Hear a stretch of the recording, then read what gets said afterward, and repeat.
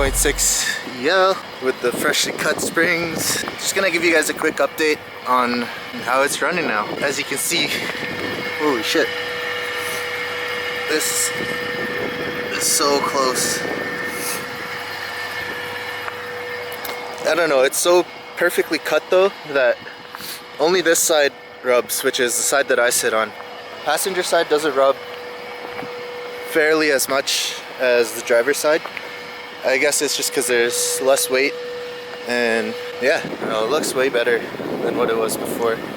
Rust and all included. But yeah, like so far, I've had so much fun with this car, and I haven't even put any money into it. I mean, the wheels I already had. Really, the only thing I bought was the car itself and the front lip that we did last time. And yeah, looks way better. Rubs just the right amount where it's still drivable, but look at if you look at the tire here, it's actually getting cut up. It's making its own clearance. But yeah, for winter, I think it's perfect. Everyone's saying, why would you lower your car in the winter time? Where's all the snow at? And like we've mentioned so many times before, these cars are just for fun. Yada yada yada. Yeah, like I actually had a few people ask me what my plans are with this car. You know, now that it's lowered and it's kind of looking more complete. Selling it isn't really an option because of the fact that we did kind of hack this thing together. But what I think would be nice is to take the turbo out of my Skyline, the stock one that's in there, and just get a manifold for this, mock it up, and try to boost this thing after winter. I think that would be pretty cool, because I am changing the turbo. More on that later. So yeah, let's go for a drive, see how these cut springs ride. Alright, so first thing you guys are going to notice right off the bat is the rubbing on this side, driver's side. And I don't know, I could try to pull the fenders out some more, but whatever.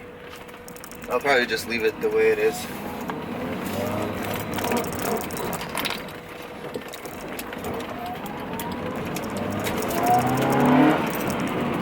Surprisingly enough, this car has got some pep to it. I don't know if it's just because the boost withdrawals are gone and I don't miss driving the Skyline too much these days, but I don't know.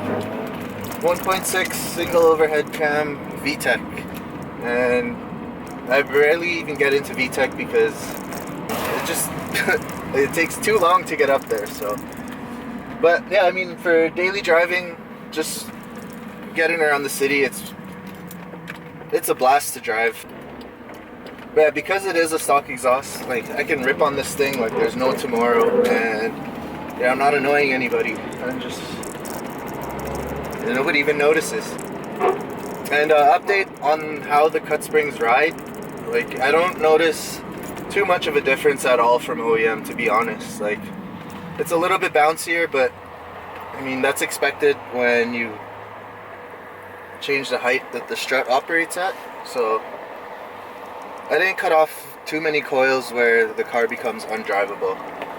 And perfect timing, it's officially winter. The Skyline is officially getting parked in a garage today, so we're just on my way back to my house now. We're gonna go pick up the Skyline, put some gas in it, maybe wash it, just go for one last drive before she gets put away. And then once we get to the garage, I'm gonna go over some build plans so you guys have an idea of what to expect from it over this winter. And yeah, there's the scraping that I was talking about.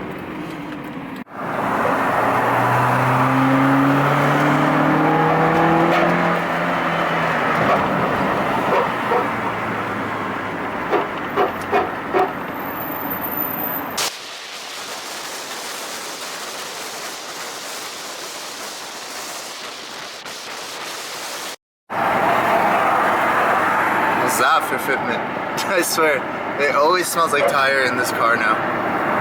But long as it's not constantly sitting on the tire, then whatever. Stance, yo!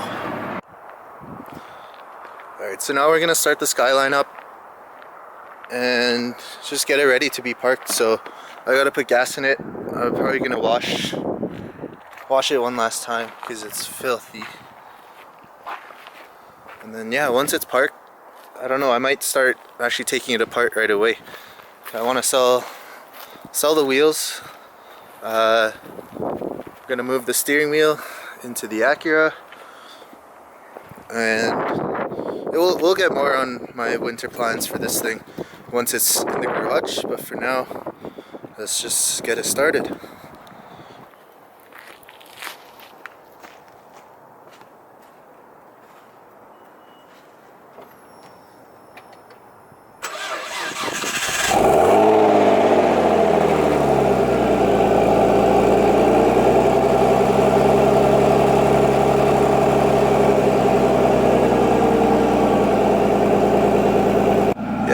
So as you guys can see, still starts up like a charm even after close to a month of just sitting here. Sweet! One last ride. So one thing I definitely do not miss about the Skyline is the gas mileage.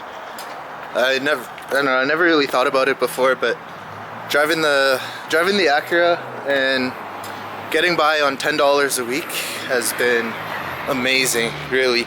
And compared to this thing where 60 bucks would last me like only 3 or 4 days, it's ridiculous how much gas this thing uses. And next year, with injectors and a bigger turbo, I'm going to be using even more gas. So it'd be nice to keep the Acura as a summer daily too. And yeah, look, I gotta rewrap my fender. Lots of little things that need to be cleaned up on this car.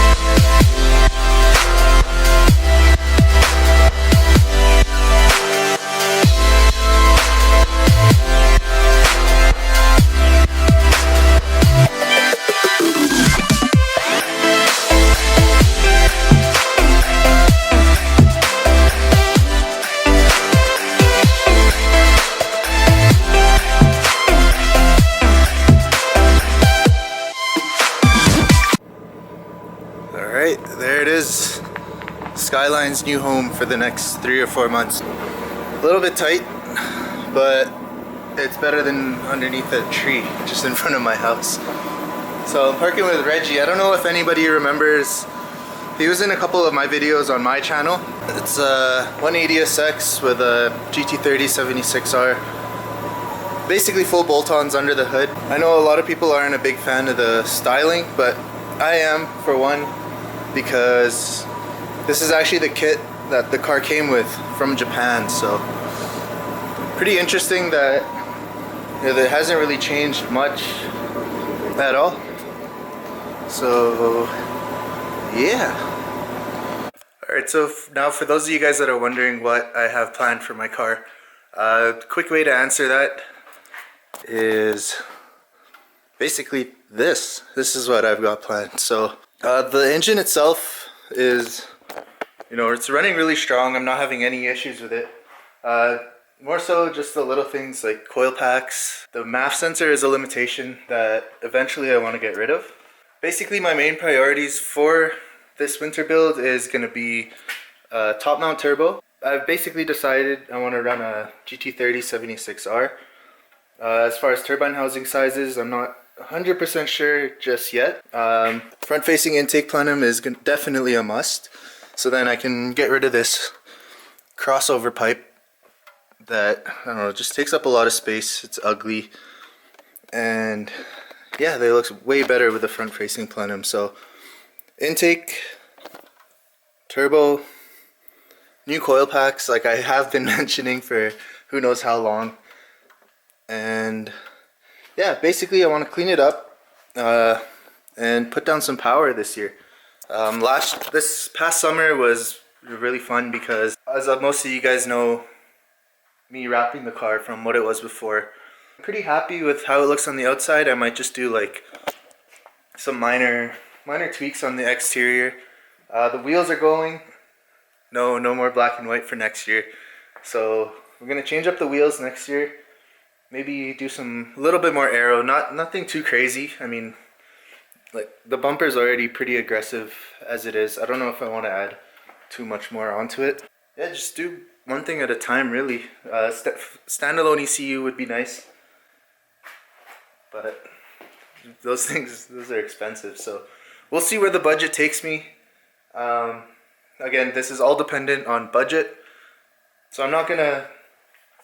For those of you guys who are new, who just joined in with the winter beater builds, that's not the way we do things. It's just a fun pastime, just to get us through the winter. But I'm pretty much happy with how my winter beater is. So now for me, it's time to move on to the Skyline project. So I'm gonna do my best, as much to my knowledge, to do everything as proper and as clean as I can.